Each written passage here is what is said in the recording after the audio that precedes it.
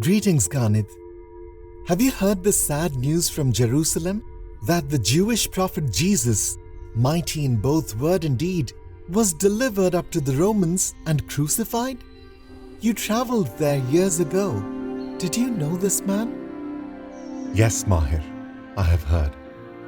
Father and I were in those regions 8 years ago when I was yet 17.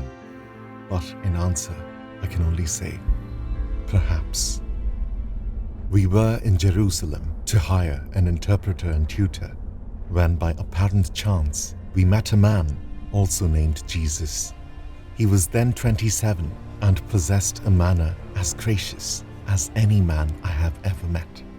We immediately knew he would be perfect, and after working out the details, he consented to join us on our Mediterranean tour, and so we became a company of 3. I soon grew a great love for Jesus, for he was a love-saturated soul. He knew the Hebrew scriptures by rote, but was also wise in the ways of men. Still, he could abandon all seriousness and play like a lad on the beach, as we did one day with a smart shepherd dog. The next day, we set sail on a fair breeze. At the great library, I spent no small sum of Father's money on many translators. Under Jesus' direction, I compiled a collection of the teachings of the world's great religions. I learned there was truth in all of them, and it is wise to borrow the best in each, rather than to denounce the worst. Since Father carried greetings from the princes of India, we were granted an audience before Tiberius. The grumpy emperor was cheerful this day, and we chatted long. As we left, I barely heard him muse. If I had that fellow's kingly bearing and gracious manner, I would be a real emperor, eh? One evening, while strolling in Corinth, we were accosted by 2 public women. I rudely rebuked them, but Jesus intervened. He saw not sinners, but children of God who had suffered a cruel fate and much sadness. He asked if I saw wickedness in their eyes. I could not, and begged forgiveness.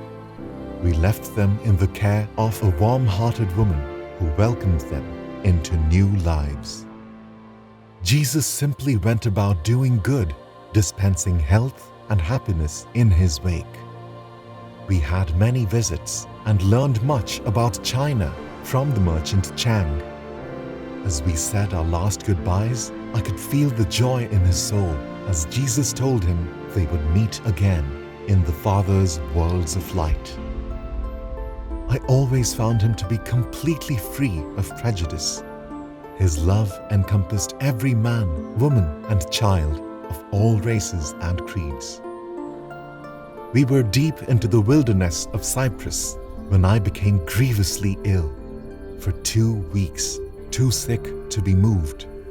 Jesus and Father attended to me, and Father was amazed by the tenderness and skill of Jesus' ministry. After 2 wonderful years and 7,000 miles, at last came the time for farewell. We were tearful of eye, but courageous of heart, and I never saw him again. I can only tell you, he changed me in every way, and the noble truths I spread abroad, I learned first from him, and now from God. So, in answer to your question, yes, I see the similarity between the gospel of this Son of Man and the teachings of my Jewish tutor. But no, they cannot be the same person. The Jesus I knew was far too loving and kind to ever suffer the cruel fate of a common criminal on a Roman cross.